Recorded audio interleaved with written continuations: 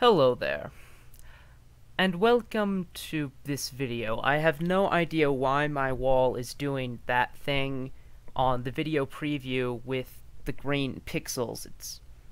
It's not doing that in real life.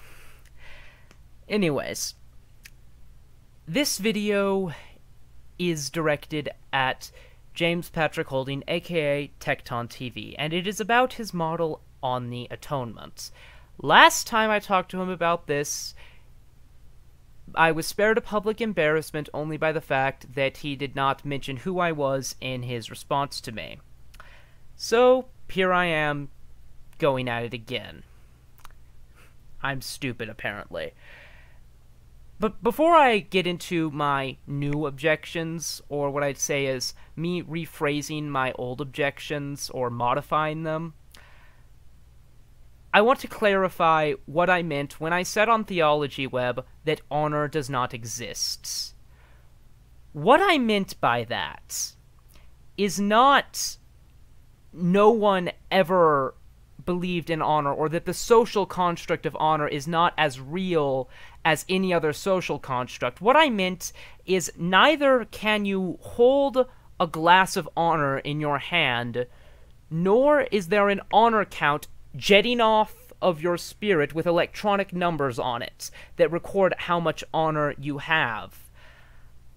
I meant that honor is a social construct, that it's not objectively real.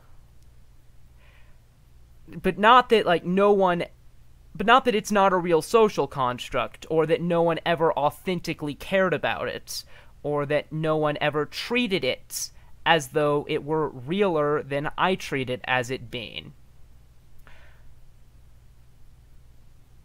So, that's not part of my argument. I just wanted to clear that up.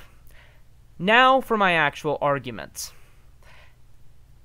It is an argument in the form of a question. Let us say that John Doe is married to Jane Doe. Let us say that John Doe has a rather large life insurance policy out on Jane Doe. Let us say that John Doe murders Jane Doe for that insurance money. Let us say that John Doe dies, never regretting it in any fashion whatsoever. You and I would both agree. John Doe goes to hell. But what we disagree on is why.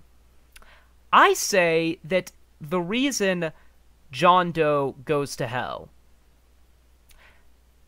is because justice must be met, because he has sinned both against Jane Doe and against God, and that debt has never been forgiven, and thus he must experience the necessary punishment. You, it seems to me, believe that it is because John Doe has offended God's honor in the eyes of, you don't explain that. I'm not saying you need to explain it for your point to be valid, it's just, I'd appreciate it if you would. And God's honor must be restored because this is necessary to achieve you don't explain that. Same thing. And it's really not because what John Doe did was wrong, not directly. It's because what John Doe did offended God's honor. Now, it did offend God's honor because it was wrong. So functionally, they're the same, but the reasoning behind them isn't.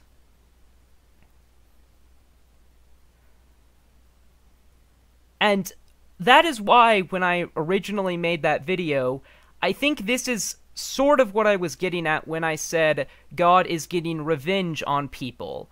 That was not the best way to put it, and as the result of my poor wording, what I said was factually incorrect, but this is what I was getting at.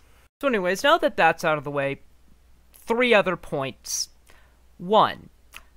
Please stop saying that your model of the atonement is right, or that, the general social construct of honor is somehow true because most societies have believed it. because that is a very specific logical fallacy. And if your intent when you point out, let me see if I can get this right, 99% of historical cultures and 95% of modern cultures, or, I'm sorry, not cultures, people, believe this. If you're trying to make an appeal to majority, which I'm not certain if you are, you seem to be, your argument is blatantly invalid. Next, I would like to point out, this is just, do with this point what you will. Why is God bound to restore his honor?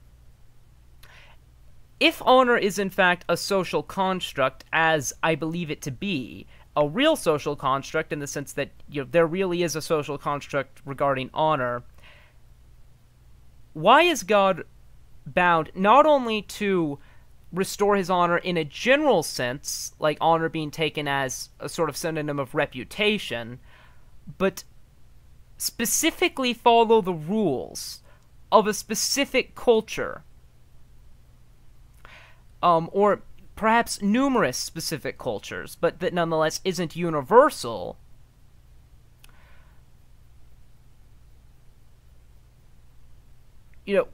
Why does he actually have to restore his honor? This actually ties in earlier when I asked to what end does he restore his honor, and before whom is that honor restored?